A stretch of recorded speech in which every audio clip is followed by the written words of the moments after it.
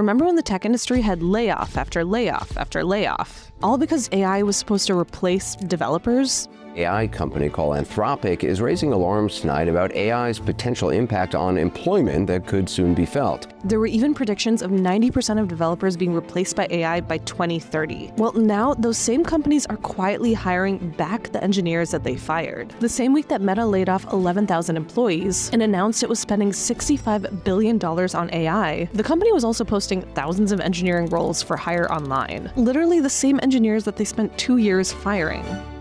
So what exactly is happening? Are companies just using AI as an excuse to fire employees? Or is there something else happening behind the scenes? And why are companies rehiring the employees that they fired? So I did some digging and I found something that was totally unexpected.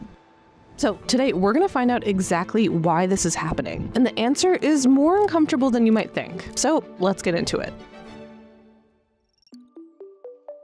During the AI boom between 2022 and 2025, Microsoft, Amazon, Meta, and others made a decision to invest billions of dollars in AI at the expense of their own employees. They believed it would be a one-to-one replacement or even more, as AI was getting better at automating the code and review aspects that engineers would do every single day. I mean, we've all seen the clip of the Anthropic CEO saying something like this. What we are finding is we are not far from a world, I think we'll be there in 3 to 6 months, where AI is writing 90% of the code. And then in 12 months, we may be in a world where AI is writing essentially all of the code. He literally believed that engineers would be replaced within 12 months. And to be honest, many other companies thought this too. Meta fired a total of 21,000 employees across 2 rounds, 11,000 in November of 2022 and another 10,000 in March of 2023. And then they turned around and announced a $65 billion AI investment for 2025 alone. And Amazon, 18,000 jobs gone in one announcement. It was the largest layoff in the company's history. In fact, here's a graph of all the big tech company firings during the AI boom. So you can see here that from Jan 2024 to May 2026, layoffs have been decently consistent, and you can see even in March 2026, there were 45,000 employees laid off. So a lot of people still kind of getting laid off. Now let's take a look at who was laying these people off. So here we can see 8,000 people were laid off from Meta, which is 10% of their company. And this was April 17th. Literally a month ago. Oracle also laid off 30,000 people back in March this year, as well as companies like Amazon, 16,000 employees, and Amazon again last year in October of 2025. So a lot of these major companies were laying off people and kind of were very recently. And the sentiment of other engineers kind of went along with that too. I mean, let's take a look at this. So this person said we downsized our team by 1/3 while everyone was getting 20 to 30% more work done using Claude Code Q. I see no scenario where we aren't laying off more engineers in the future. Or this commenter, I'm not an engineer, but adjacent. We haven't hired any additional headcount in about a year,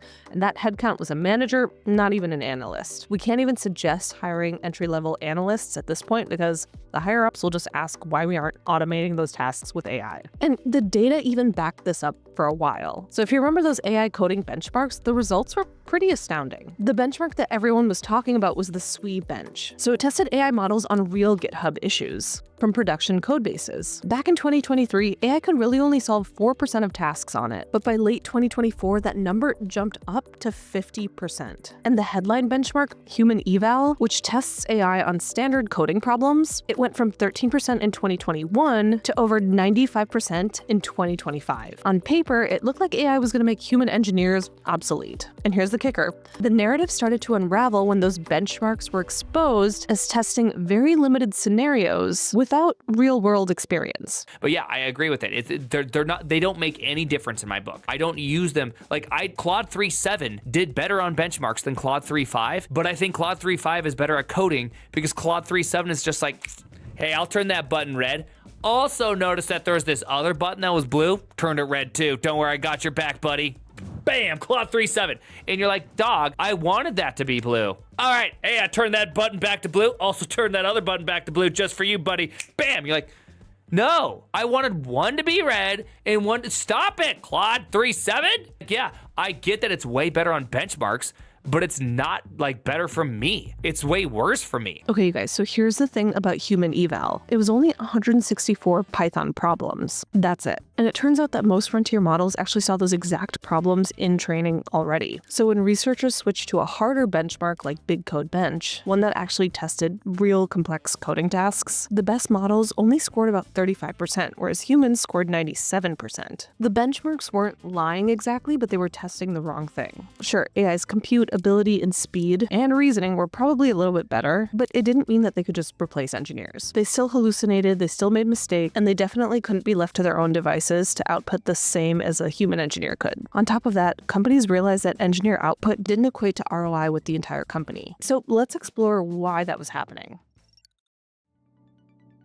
In 2026, a Forrester study found that 55% of employers actually regret the decision to lay off their employees because of AI. And a survey back in February found that 66% of companies that made AI-driven cuts had already started rehiring, and many had started within 6 months of firing. And the most visible example was Klarna. Klarna replaced 700 employees with AI, but the quality declined and customers revolted. And then the company had to go back and rehire humans. They had literally gone on CNBC to brag about it, and then they quietly reversed it behind the scenes. Thanks to AI, we used to be 7,400. We're now 3,000 people working at Klarna. And here's where it gets really interesting, because the reason companies are rehiring isn't exactly what you'd expect. It's that they fundamentally misunderstood what engineers actually do. So first, the promise of AI wasn't exactly resulting in the company ROI that they wanted, even though it may have increased individual developer output. And I saw this Reddit post on this as well. The AI is replacing software engineers narrative was a lie. MIT just published the math proving why, and the companies who believed it are now begging their old engineers to come back. And I'll link this Reddit post. They actually have some really good points, but I'm going to go straight to this MIT report called the Gen AI Divide, the State of AI in Business 2025. And the results are jaw-dropping. So US businesses have collectively invested $35 billion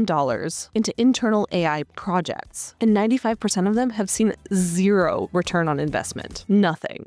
So that's little to no measurable impact on their profits. So how is it possible that individual engineers are faster with AI if they're not actually seeing any profits from it? So the MIT report found that companies that did see an ROI actually didn't reduce their workforce at all. The gains actually came from eliminating external spend. So cutting agency fees, replacing expensive consultants, and reducing BPO contracts, not from firing their own engineers. Tools accelerated the work, but it didn't change team structures or budgets. In other words, the entire premise was wrong. The companies that actually won with AI kept their engineers and just gave them better tools. The companies that ended up firing their engineers to replace them with AI, well, 1 in 3 reported spending more in staffing than they had saved in layoffs from the first place. So bad move on their part, I guess. And Forrester put it bluntly, many firms are so focused on chasing AI-fueled efficiencies that they haven't determined what AI can actually offer. Too often, the C-suite lays off workers for the future promise of AI, not actual proven results. And there's a second reason that this rehiring is happening. And this one is even more of a reality to talk about. The actual cost of maintaining AI at an enterprise scale is far higher than anyone has publicly ever admitted. And we'll get into that next.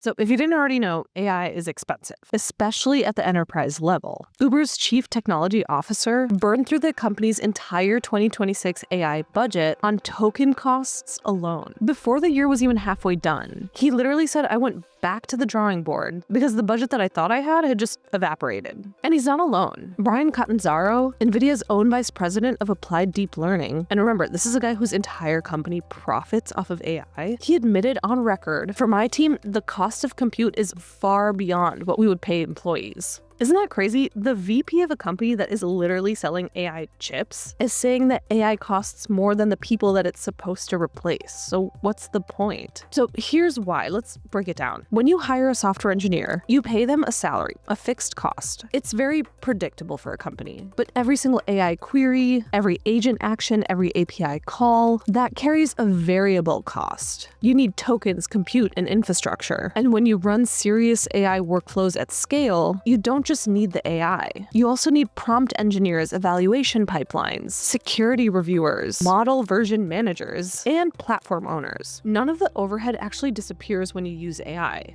In fact, it kind of increases. Most of it just stacks on top of the existing payroll. And enterprise AI implementations cost 3 to 5 times the advertised subscription price when you account for integration, customization, infrastructure scaling, and operation overhead. And then there's the maintenance bill that no one talks about. So the annual AI maintenance typically runs 15 to 30% of the original build cost every single year. So a system that costs $100 million to build takes $30 million to maintain every year. And that's before the model updates break everything. And so looking at another MIT study, they examined whether it was economically worthwhile to actually replace these workers with AI. And they found that only 23% of tasks that AI does is actually cheaper than hiring a human. In the remaining 77%, everything else exceeded human wages.